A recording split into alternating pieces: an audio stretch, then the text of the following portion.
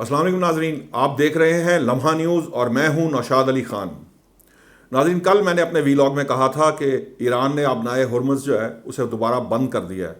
اگرچہ کہ کچھ تردیدیں یہاں آئیں اور کہا جا رہا تھا کہ ایسا نہیں ہوا، لیکن آج جو خاتم الانبیاء کا ہیڈ کوارٹر ہے وہاں سے یہ بات آفیشیلی کی گئی کہ جو آبنائے ہرمز ہے وہ دوبارہ بند کر دی گئی ہے۔ کیوں کی گئی ہے؟ سب کو معلوم ہے کہ جو لبنان کے اوپر حملے کیے ہیں اسرائیل نے اور جو خلاف ورزی کر رہا ہے وہ اس مفاہمتی اسلام آباد مفاہمتی یادداشت کی جو کہ ایران اور امریکہ کے درمیان طے ہوا تھا، تو دراصل اس کی جو خلاف ورزی کی وجہ سے ایران نے یہ سخت قدم لیا ہے۔ اسے ایسا کرنا چاہیے تھا یا نہیں کرنا چاہیے تھا، اس پر بات کر لیں گے، لیکن ساتھ ہی ساتھ جو اس وقت کی اہم خبر ہے وہ یہ ہے کہ محسن نقوی جو ہیں وہ ایران پہنچ چکے ہیں اور وہاں انہوں نے جا کر عباس عراقچی صاحب جو ان کے وزیر خارجہ ہیں ان سے ملاقات کی ہے۔ اس ملاقات کا کیا نتیجہ رہا وہ بھی میں آپ کو بتاتا ہوں، لیکن یہ جو سب سے اہم بات ہے کہ اس وقت سوئٹزرلینڈ میں جو خصوصی ایلچی ہیں ڈونلڈ ٹرمپ کے، وٹکوف صاحب جو ہیں وہ موجود ہیں، جیرڈ کشنر بھی وہاں موجود ہے، امریکی جو داماد ہیں صدر کے، اور کہا جا رہا ہے کہ جو جے ڈی وینس ہیں جو نائب صدر ہیں امریکہ کے، وہ بھی ایک دو روز میں وہاں پہنچ جائیں گے۔ معاملہ یہ ہے کہ جو فائدہ ہوا یہاں سے محسن نقوی صاحب کے جانے کا وہ یہ تھا، لبنان پر جب حملہ ہوا اسرائیل کی طرف سے تو انہوں نے عباس عراقچی صاحب نے روانہ ہونا تھا سوئٹزرلینڈ، جہاں جو برگن سٹاک ہے جہاں پر یہ انتظامات کیے گئے ہیں مذاکرات کے لیے، جہاں ٹیکنیکل سطح کے مذاکرات شروع ہونے تھے، وہاں پر وہ نہیں گئے، جس کی وجہ سے جے ڈی وینس جنہوں نے امریکہ سے آنا تھا وہ بھی رک گئے، اور یوں یہ خیال کیا جا رہا تھا کہ مذاکراتی عمل جو ہے وہ سبوتاژ کرنے میں کامیاب ہو گیا اسرائیل، لیکن اس کے بعد امریکی صدر نے سختی سے جو جیسے کہہ لیجئے کہ اسرائیلی وزیر اعظم کو پیغام دیا کہ وہ یہ جو اس وقت مفاہمتی یادداشت جو طے کی گئی ہے اس کی خلاف ورزی نہ کریں، وگرنہ جو ہے ان کے ساتھ بہت برا ہو سکتا ہے۔ اس کے بعد کچھ ایسے سٹیٹمنٹس آئے، جے ڈی وینس صاحب نے کہا کہ اگر امریکہ نہ ہوتا تو اسرائیل صفحہ ہستی پہ ہوتا ہی نہ، امریکی صدر نے بھی یہی کہا، اور ان کا مقصد یہ تھا کہ جو اسرائیلی وزراء جو امریکہ کے خلاف بات کر رہے ہیں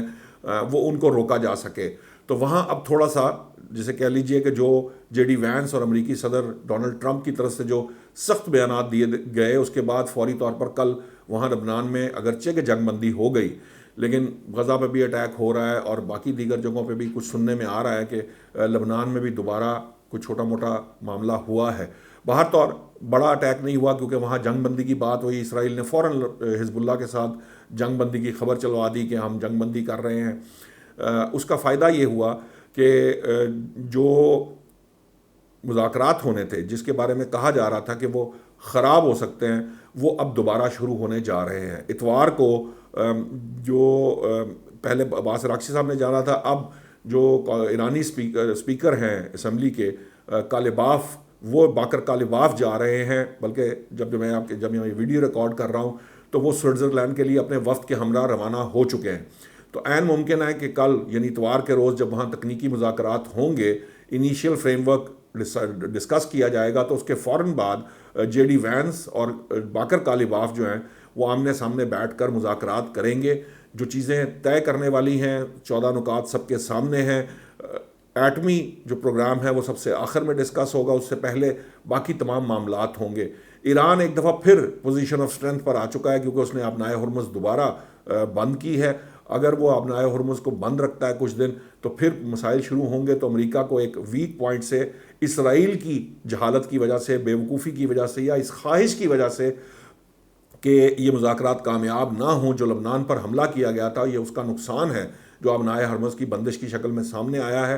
امید ہے کہ اگر امریکہ جو ہے یہ یقین دہانی کرا دیتا ہے کہ کسی بھی محاذ پر، کیونکہ مفاہمتی یادداشت میں یہ لکھا گیا ہے کہ خطے میں کسی بھی جگہ پر جو بھی کہیں پر اگر کوئی فوجی کارروائی تھی وہ بند کر دی جائے گی، چاہے وہ غزہ کے خلاف ہو، چاہے وہ لبنان میں ہو رہی ہو یا کہیں اور ہونا ہو۔ تو اب معاملہ یہ ہے کہ اسرائیل نے یہاں ایک اور جسے کہہ لیجئے کہ پوائنٹ سکورنگ اپنے لیے کر لی ہے۔ اب پھر نئے سرے سے جب آبنائے ہرمز پر بات ہوگی تو اس کے پاس لیوریج ہوگا ایران کے پاس امریکہ کے اگینسٹ، اور امریکہ جو ہے وہ اب ذرا تھوڑا ویک پوائنٹ پر بات کرے گا کیونکہ آبنائے ہرمز اس نے بڑی مشکل سے کھلوائی، اس کی ناکہ بندی ختم کی، اب پھر ایران نے جب یہ بندش کی ہے تو اسے تھوڑا سا بارگین کرنا پڑے گا امریکہ کو. بہر طور اب معاملہ یہ ہے کہ ایران کو تھوڑا احتیاط سے چلنا ہے. ایران کا یہ جو اس وقت اب جس فیز سے ایران گزر رہا ہے یہ امتحان ہے, کیونکہ اس نے جو انٹرنیشنل کمیونٹی ہے اس کو یہ یقین دلانا ہے کہ وہ ایک ذمہ دار ریاست ہے. اگر وہ یہ یقین دلانے میں کامیاب ہو جاتا ہے تو پھر یہ مذاکرات بھی کامیاب ہوں گے. ایٹمی معاملات کے جو چیزیں جسے کہہ لیجیے کہ یقین دہانیاں چاہتا ہے امریکہ اس سے, وہ بھی سامنے آئیں گی, اور اگر وہ سامنے آتی ہیں تو یہ 60 دنوں کے اندر اندر یہ معاہدہ ہو جائے گا. اور ونس یہ معاہدہ ہو گیا تو پھر اس خطے میں امن, چین اور سکون آ سکتا ہے, پرووائڈڈ کہ ایران اس کو اب کیسے لے کر چلتا ہے. اب تک ایران نے جو اننگ کھیلی ہے سفارتی سطح پر وہ بہت بہتر انداز میں کھیلی ہے, بہت اچھے انداز سے کھیلی ہے. یہی وجہ ہے کہ نہ صرف عسکری محاذ پر جب اس نے امریکہ کو شکست دی اور اسرائیل کو شکست دی تو وہ ٹیبل پہ آئے, اور ٹیبل پر آ کر بھی اس نے اپنی تمام شرائط منوائیں جو 14 نکات کے اندر شامل ہیں. تو ایران کا اپر ہینڈ ہے جسے اوپر رکھنا ایران کے لیے بہت مشکل اور بہت جسے کہہ لیجیے صبر آزما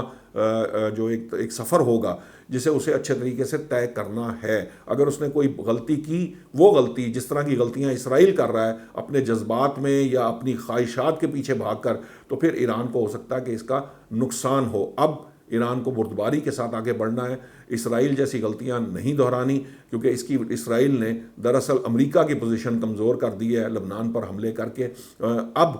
ایران کے جو امریکہ کے پاس ہے وہ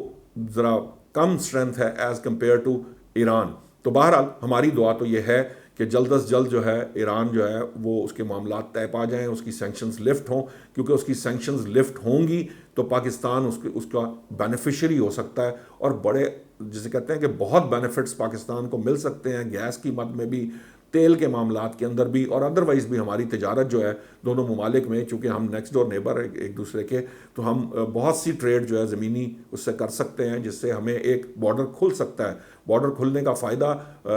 پاکستان کو ہر صورت میں ہوگا. سو اس لیے بہتر یہ ہے کہ ایران بردباری کے ساتھ, سمجھداری کے ساتھ, اسی طرح جس طرح پہلے اس نے یہ والا فیز گزارا ہے جب اس کے اوپر ایک سپر پاور حملہ آور تھی اور اسرائیل حملہ آور تھا, اس وقت جس طرح سے اس نے جتنی عقل مندی, بردباری اور سمجھداری سے جو وقت گزارا ہے, دوبارہ وہ اسی پروسیس کو اسی بردباری کے ساتھ آگے بڑھائے اور کامیابی حاصل کرے.